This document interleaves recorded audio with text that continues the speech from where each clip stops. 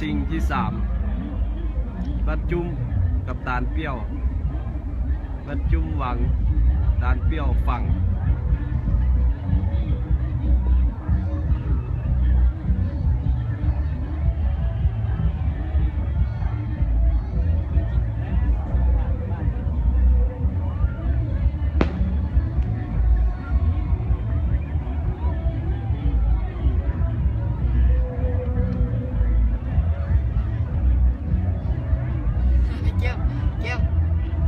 2 คน3 คนได้เวียนตายต่อฟังเหรอคือกกไม่เยอะนะเห็นป่ะ